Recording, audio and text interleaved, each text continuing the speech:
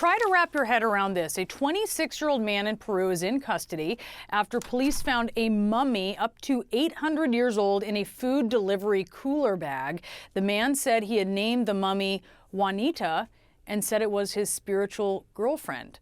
CNN's Tom Foreman joins us now. So many questions, Tom. So many questions about this story. But let's start with how Peruvian police discovered the mummy. Well, apparently this guy and a couple of his friends appeared to be drunk. They were near an archaeological site. Whether they were drunk or not, we don't know. But then they go over and they have this big delivery bag used by a food delivery app down there. And then the authorities look inside it and they find this mummy inside. This is wrapped head to toe, basically in some loose sort of cloth wrappings. Very common for mummies that are found in that country to be prepared that way. And this guy said, oh, I've had this for a while and I keep her with me, and she, let's see, he says he sleeps with it, hangs around with him all the time. She's in my room. He told another news agency that his father originally had this mummy, and that he somehow just came into it here. Nonetheless, the authorities, I'm not sure they're buying any of this. So they scooped this, this mummy up and they took this guy into custody for further questioning, Brianna. Yeah, because so many questions. And so he called this mummy Juanita. This is actually, they learned, a mummy of a man.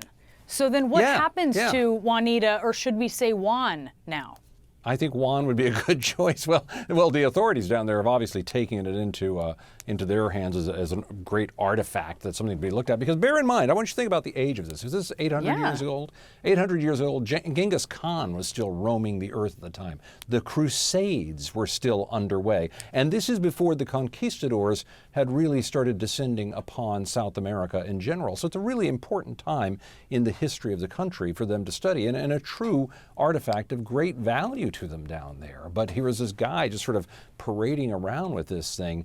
This sort of thing has happened before. You know, Brianna, the looting of artifacts, if in fact this is how this all worked out, the looting of artifacts from all over the world happens all the time. And sometimes it's just like this.